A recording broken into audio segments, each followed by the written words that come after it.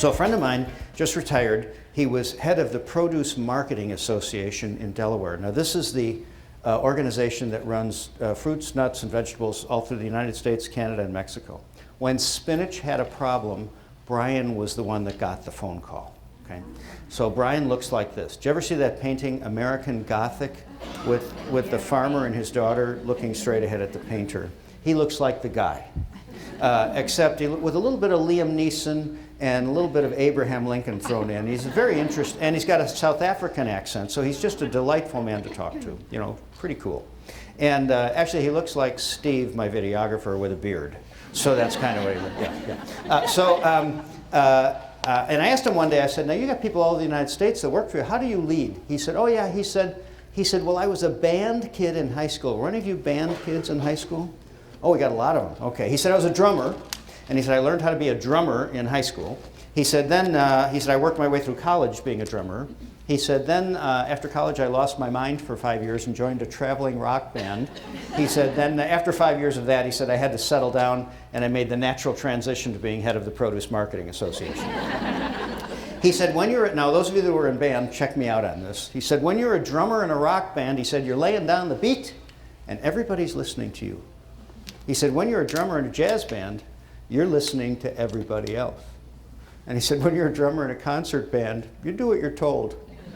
He said, every day in every way when I am called to lead, I say to myself, is it time to lay down the beat? Is it time to listen? Or is it time to do what I'm told? And he said, that helps me recalculate my route. It's my inner GPS as a leader. I'd like to suggest that every one of us is a leader, whether our job title tells us we are or not. When we're in front of that client, when we're in front of that family, when we're in front of the classroom, when we're in front of our administrator, maybe even somebody who's a couple of levels up, we're still a leader. Because if it wasn't important for us to be there, they wouldn't have us in the office. If it wasn't important for you to be presenting something, they wouldn't have asked you. If it wasn't important for you to visit that day, you wouldn't be there. And so we're the leaders, and people look to us like we know stuff. And we do know stuff. More importantly, what we know is we know more beyond the stuff. I have decided I don't like quiet elevators anymore.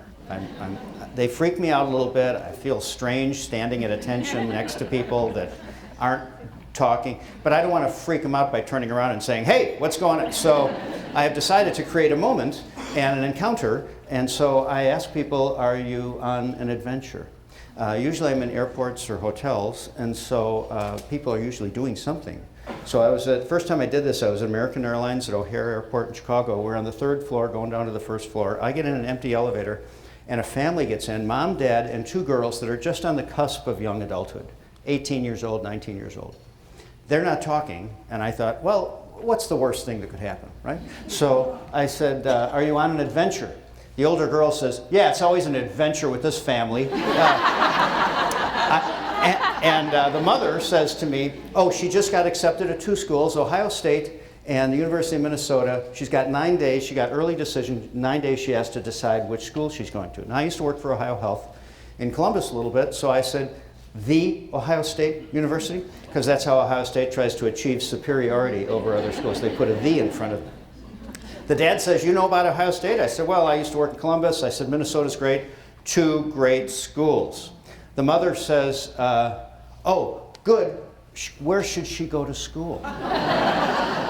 And I said, well, if you go to Ohio State, you get your father football tickets. The dad said, I told you that. And I said, Minnesota's a great school. The mother at this point grabs my forearm. Now, I don't know this woman. We're in the elevator. I'm thinking to myself, why did I do this, right? She grabs my forearm and she says, yeah, fine, where should she go to school? I said, well, I'm sort of panicking a little bit, right? And of course you can imagine how embarrassed the daughter is getting at this point. So we finally get to the 1st floor and I thought, good, I'll ditch him, right? And I'll never do this again. We're on the same airplane. So we're walking down to the gate K86. The mother continues to go after me. The daughter's getting increasingly anxious. The dad is sort of absenting himself from the entire conversation. And so finally I decided this is kind of, I better take another moment here. So I stopped in the middle of the hallway. I said, I don't know where your daughter ought to go to school. I said, all I know is that when I took my boys on college visits, as soon as they put their foot on the right campus, they knew before I knew that that was the campus for them. I said, I think you're giving your daughter a great gift by taking her to these schools and letting her decide where she wants to go to school. The mother gets real close to me. I mean, she stepped, you know how they kind of get into your space, right? And you could see a little tear start to develop in her eye. And she said, so you think we're doing the right thing? I said, oh, yeah. Have any of you had to send your firstborn off to college? Yeah, it's a big deal, right? It's not important for the second, third, and fourth, but the firstborn is a big deal. And the girl hears me say that she can decide for herself, and she stands up behind her father and she says, thank you. Yeah. Now, I don't know if I'll ever meet them again. I don't know where she went to school. All I know is that it was kind of a delightful moment for me, maybe a delightful moment for them, I don't know. But I just initiated a moment. And that's what I think I'd like to suggest that all of us do beyond our professional responsibilities. Even asking mom or dad, you know, when you hear an unusual name, how'd you get your name? What does your name mean? People have stories about their name. What do you do for fun? What's something that you used to do for fun when you were little? All that kind of stuff is very interesting.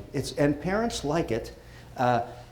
Your clients will like it, even the older ones, because all of a sudden they start thinking, oh, you are a human being, you are a person, right? And there's so much that has to be developed when we're working on vision. It isn't just teaching somebody about how to use a cane. It's really about how they are as a person. How they not just will, I think all teachers probably ought to be like this. The math teachers and science teachers and everybody else. We try to do it in graduate school so that we have a fully rounded person. But sometimes we can kind of forget and we get into our thing. And we forget that our humanity, our connection with one another is really the important thing. So we go horseback riding. They don't let you ride bareback at commercial stables because they're afraid you're going to fall and hurt yourself and sue them. So you have to know somebody that owns a ranch or a farm. So I know if someone owns a ranch in Oregon, and when I'm out there, she lets me take lessons from whoever her trainer is at the moment. So I was out there last year. She said, I've got a new trainer. She said the kid is 18 years old. She said she was born on a horse. Do you want to take a lesson? Well, how do you pass that up, right? So this kid comes out from behind the stables. Now, I don't know if you're around horse people very much, but most of them are filthy. There's dust everywhere. She was even wearing tennis shoes. I mean, what's that all about? I was wearing my brand new cowboy boots, you know? So she puts me up on this horse, no pad, and she said, instead of a bit in the horse's mouth, let's use a little halter around the muzzle. It's a little more gentle, and she said it's a little bit more of a natural ride. Now, the halter she gave me had the diameter of dental floss, so there was nothing between me and this horse. I said, is the horse even going to feel this? She said, Kevin, you're on top of an 1,800-pound animal that can feel a fly on its butt. She said, it's going to feel anything you do. And I thought, well, okay. So she tells me what to do with my legs, my ankles, my thighs, gets me all situated, kind of gets my posture ready, and she said, let's go.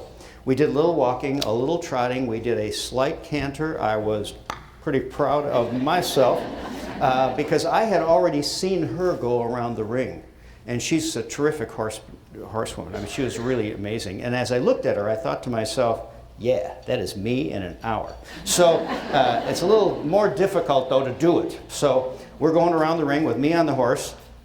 And every once in a while, I mean, everything was great. But every once in a while, I lost my center of gravity. You know, your core, that thing down there. So I lost my center of gravity, and I didn't fall off, but I kind of leaned off to the right. Every time I did that, the horse did this. They walked over to their little friends and said, well, I think I'll go over here and talk to my little horse friends, right? So then I lost total control of the horse. Then I have to use the halter to get him back, the dental floss. And the third time I did it, the trainer says, what are you doing? I said, well, I'm checking my legs, my ankles, my thighs like you told me to. She said, no. She said, all that takes care of itself. She said, you have one job and one job only, and that is to look through the ears of the horse and to figure out where you're going. She said, if you know where you're going, the horse will go exactly where you want it to go. And I thought at that moment, blindness education, right? Yeah, so think about it. If you are clear about where you're going, don't your people follow you? Don't they look at you like you know what you're talking about? I mean, it's kind of amazing. Even when you just graduated from like school, right? People act like you know stuff. And it's amazing. It's unbelievable. So we're out west, and I'm riding along with, we're at a ranch where you can go out with a wrangler and a horse and for a few hours and take a lesson. So I'm with the head wrangler. He's a great horseman. And so I said, he said, what do you want to learn? Which, by the way, is a very good question to always ask. Maybe even each time we encounter not just our students at any age, but also the people they live with. What do you want to learn today? It's very interesting because life changes for them week to week. So I said, well, I want to know how the transitions from, like walking to trotting to, the canter and the gallop and stuff. He said, oh yeah. I said, let's start doing that right now. He said, start moving your hips in unison to the horse right now. Then when the transition comes, you'll already be in movement with the horse. And I thought, that's kind of cool. So I started doing that. He said, and then he looked at me and he said, Kevin, you're not riding on a horse, you're riding with the horse. Huh. You probably know what I was thinking, right? Education, right? So have you ever had a boss who's kind of on you? Or a teacher? They're kind of like hovering, no need to point. But then you've had some who are with you, and you know that this is somebody that's really going to support you, right? So then we got to a pasture where there was a bunch of cattle. Now, I'm from Chicago. We don't have too many cattle in Chicago anymore, so I thought, this is kind of cool. Look at them, nice. He said, they're not supposed to be in that pasture. Do you want to help me move them? And I said, when do you get a chance to do that? I said, oh, yeah. So I did what I'm sure a lot of you would have done. I took my hat off and started waving it in the air, kicking the horse, yelling and screaming. And he said, Kevin, he said, the fastest way to move cattle is slow. He said, you don't want to scare them. I said, really? He said, oh, yeah. He said, if you scare them, he said, they go everywhere. Have you ever noticed that sometimes when we go too fast, people are left behind? When we answer their questions, all of a sudden something special happens. When we have clear expectations. But when we also are able to measure performance and to encourage them to understand their performance and also to help continual development happen. We even do it at the graduate level with the students that every week we're saying, let's talk about last week. What happened the week before? So that we continually are layering skills one after another. You do that too. Larry King, anybody remember who Larry King is? The famous interviewer, right? He's like 90 gazillion years old now, I think. He's been married 8 times, twice to the same woman. And here's what he thinks. I remind myself every morning, nothing I say today is going to teach me anything. So if I'm going to learn, I have to do it by listening. So apparently, if you're married 8 times, that is not something you're practicing at home, right? Yeah. So, but apparently does it at work, right? And so listening is really important. So here's what I'd like you to do. We're going to create a little bit of a janitor's nightmare here. And what I need you to do is when I give you the signal, I need you in groups of 3, but not with anybody you are currently sitting next to. And it's okay to move the chairs, but I'd like you in clumps of 3. Ready? Go.